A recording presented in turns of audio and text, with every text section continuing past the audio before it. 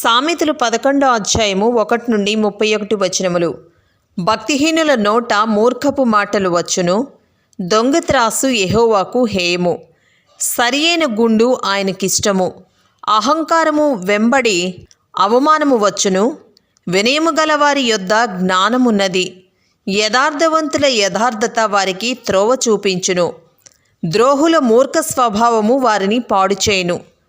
ఉగ్రగత దినమందు ఆస్తి అక్కరకు రాదు, నీతి మరణము నుండి రక్షించును. యథార్థవంతుల నీతి వారి మార్గమును సరళం చేయును, భక్తిహీనుడు తన భక్తిహీనత చేతనే పడిపోవును. యథార్థవంతుల నీతి వారిని విమోచించును, విశ్వాసఘాతకులు తమ దురాశ వల్లనే పట్టబడుదురు. భక్తిహీనుడు చనిపోగా వాని ఆశ నిర్మూలమగును, బలాఢ్యులైన వారి ఆశ భంగమైపోవును. నీతిమంతుడు బాధ నుండి తప్పింపబడును, భక్తిహీనుడు బాధపాలగును. భక్తిహీనుడు తన నోటి మాట చేత తన పొరుగు వారికి నాశనము తెప్పించును, తెలివి చేత నీతిమంతులు తప్పించుకొందురు. నీతిమంతులు వర్ధిల్లుట పట్టణమునకు సంతోషకరము, భక్తిహీనులు నశించినప్పుడు ఉత్సాహధ్వని పుట్టును. యథార్థవంతుల దీవెన వలన పట్టణమునకు కీర్తి కలుగును, భక్తిహీనుల మాటలు దానిని బోర్లాద్రోయును. తన పొరుగువానిని తృణీకరించువాడు బుద్ధిలేనివాడు, వివేకి అయిన వాడు మౌనముగా నుండును. కొండెగాడై తిరుగులాడువాడు పరుల గుట్టు బయటపెట్టును, నమ్మకమైన స్వభావము గలవాడు సంగతి దాచును. నాయకులు లేని జనులు చెడిపోవుదురు, ఆలోచనకర్తలు అనేకులుండుట రక్షణకరము. ఎదుటివాని కొరకు పూటబడినవాడు చెడిపోవును, పూటబడ నొప్పనివాడు నిర్భయముగా నుండును. నెనరుగల స్త్రీ ఘనతనొందును, బలిష్ఠులు ఐశ్వర్యము చేపట్టుదురు. దయగలవాడు తనకే మేలు చేసుకొనును, క్రూరుడు తన శరీరమునకు బాధ తెచ్చుకొనును.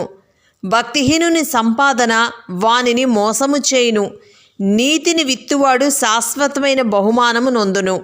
యథార్థమైన నీతి జీవదాయకము, దుష్టక్రియలు విడువక చేయువాడు తన మరణమునకే చేయును.